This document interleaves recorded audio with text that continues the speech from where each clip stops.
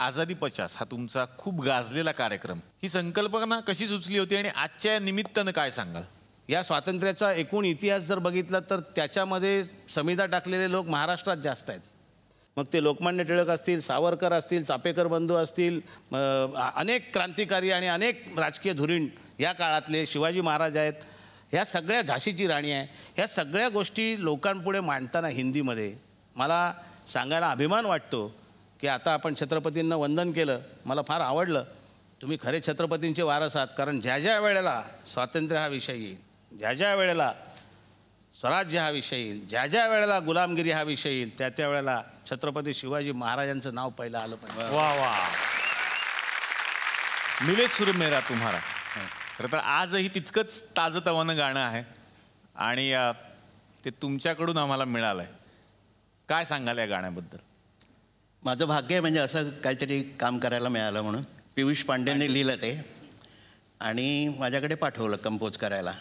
तर म्हटलं 4च ओळी आहे. ते म्हणा एवढंच आहे. ह्याच्या 14 लँग्वेजेस बनणार आहे. पण कारण जात धर्म म्हटला किंवा भाषा म्हटली की समज आलंच ते. तर तामिळ, तेलुगू, कन्नड वगैरे सगळं, गुजराती, पंजाबी, मराठी, हे ते सगळे, काश्मीरी, सिंधी पण घेतलं होतं आम्ही. आणि ठरलं की करायचं. ह्याचं खरं श्रेय मला विचारशील म्हणजे कंपोजिशनपेक्षा लुई बँक्सला जातं. ज्यांनी ती माळ गुंफली आहे ना. आणि शेवटी ता पा पा पा त्या सबन ऑर्केस्ट्रा, तर ते त्याचं कौशल्य मी म्हणेन. वा.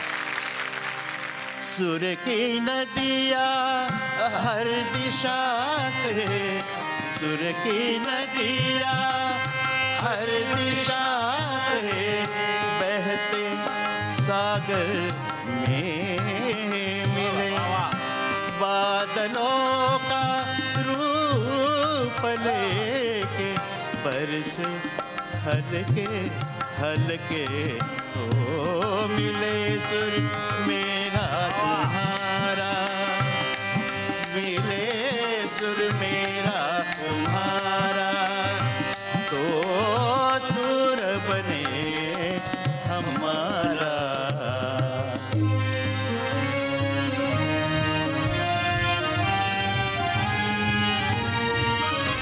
मिले सुर मेरा तुम्हारा, तो सुर बने हमारा. मिले सुर मेरा तुम्हारा, तो सुर बने हमारा, तो सुर बने हमारा, तो सुर बने हमारा.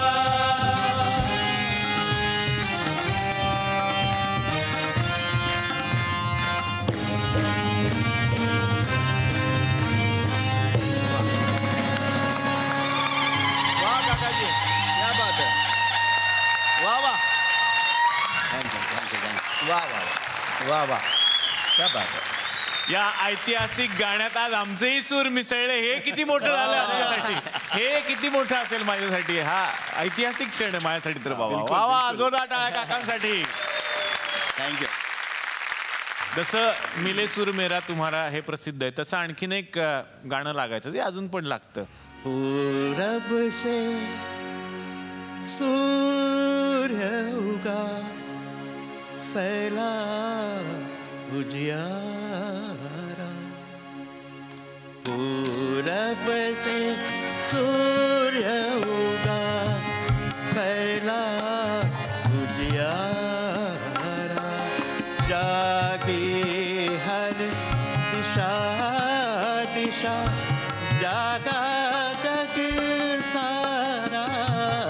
पूरब से सूर्य उगा, फैला उजियारा. वा. क्या बात आहे. आणि कशी चाल आठवली तुम्ही सांगता. मला काय, मी अभिषेकींबरोबर काम केलेलं आहे. क्या बात. म्हणजे त्यांच्या पहिल्या नाटकापासून शेवटच्या नाटकापर्यंत, मत्स्यगंधा ते तू तरच आफेकाळी, म्हणजे कट्यार पण होतं त्याच्यात, लेकुरे उदण झाले होतं, ययाती देवा, आणि सगळीच नाटकं. आणि बाजूला बसून ते कसं काम करतात ते शिकून शिकून हे झालं. मला कोणतं गाणं आठवलं असेल हे करताना, कट्यारमधलं ते सकाळी तर पंडित जे येतात गातात आहे ते, क्या बात आहे. वा वा वा. आणि त्याच्यावरनं ते स्फूर्ती मिळून गाणं कंपोज झालं. वा वा. क्या बात आहे. वा वा. हे प्रामाणिकपणे सांगणारे लोक पण कमी आहेत. प्रामाणिकपणे सांगणार. नंदेशकडे आता मी येणार आहे. तुम्ही सुद्धा एक वेगळा कार्यक्रम सध्या सगळ्यांसाठी घेऊन येत आहे, शिवसोहळा. काय सांगाल त्याबद्दल? गेली 6-7 वर्ष पूर्वी जर पाठीमागे गेलो तर तेव्हापासून माझ्या मनात होतं की शिवरायांवर काहीतरी करायचं. मग माझ्या मनात एक भावना आली की ज्या मावळ्यांनं शिवाजी महाराजाला अखेरच्या श्वासापर्यंत साथ दिली त्या मावळ्यांवर का नको करूया. वा. मग बहिर्जी नाईक हा तिथं मी त्याला एक सूत्रधार बनवून मग बहिर्जी नाईक, तानाजी मालुसरे, बाजी प्रभू देशपांडे, मग इथं येसाजी, या प्रत्येकाची कथा, महाराजांबरोबर राहणाऱ्या माणसांची, त्या मावळ्यांची कथा तो सांगतोय. आणि मग शेवटी राज्याभिषेक, आणि मग राज्याभिषेक जेव्हा होतो तेव्हा महाराजाला मग बाजी आठवतात, तानाजी आठवतात. प्रत्येक मावळा त्यांचा जी पायरी चढत असतात तो प्रत्येक मावळा आठवतो. आणि महाराज तिथे मग कुठेतरी महाराजांनी म्हटलं असेल की ही जी मी पायरी चढतोय ही प्रत्येक मावळ्याच्या प्राणाची त्याने बलिदान दिलेलं, ती मी पायरी चढतोय.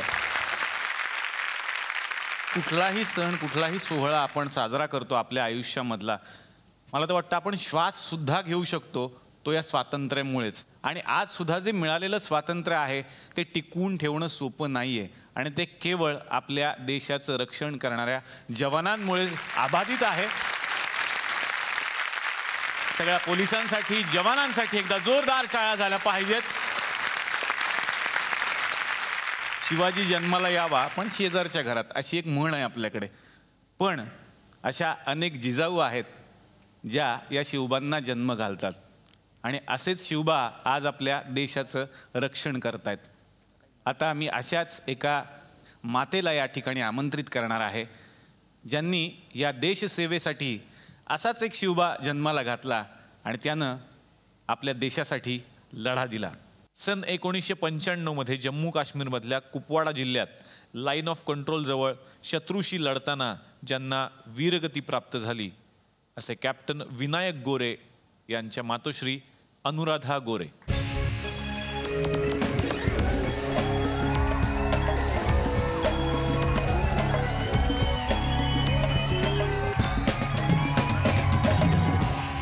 मी विनंती करेन तुम्ही आमच्याबरोबर कृपया स्थानापन्न व्हा. अनुराधाजी, तुमचं मनापासून स्वागत. स्वातंत्र्य दिनाच्या तुम्हाला खूप साऱ्या शुभेच्छा. यानंतर या मंचावरती आपण आमंत्रित करणार आहोत एका वीर पत्नीला. दोडा जिल्ह्यातल्या नाल्टी इथं 2001 ऑपरेशन रक्षक झालं. तिथे दहशतवाद्यांशी लढत असताना आपल्या प्राणांची बाजी लावलेले मेजर राजेश नायर यांच्या पत्नी सुप्रिया नायर.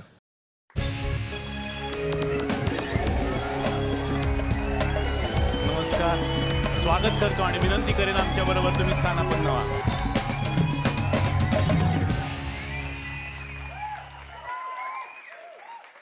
सुप्रियाजी, तुमचं स्वागत. स्वातंत्र्य दिनाच्या तुम्हाला खूप साऱ्या मी शुभेच्छा देतो. यानंतर आणखी एका वीरपत्नीला या मंचावरती आपण आमंत्रित करूयात. 26/11चा मुंबईवरचा हल्ला अजूनही ताजा आहे.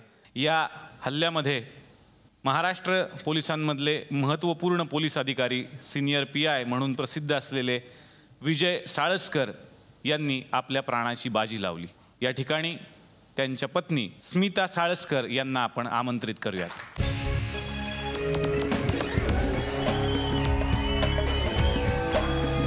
स्मिताजी, तुमचं स्वागत. मी विनंती करेन तुम्ही कृपया आमच्याबरोबर स्थानापन्न व्हा. आणि आपण आमंत्रित करूयात विजय साळसकर यांची कन्या दिव्या साळसकर यांना.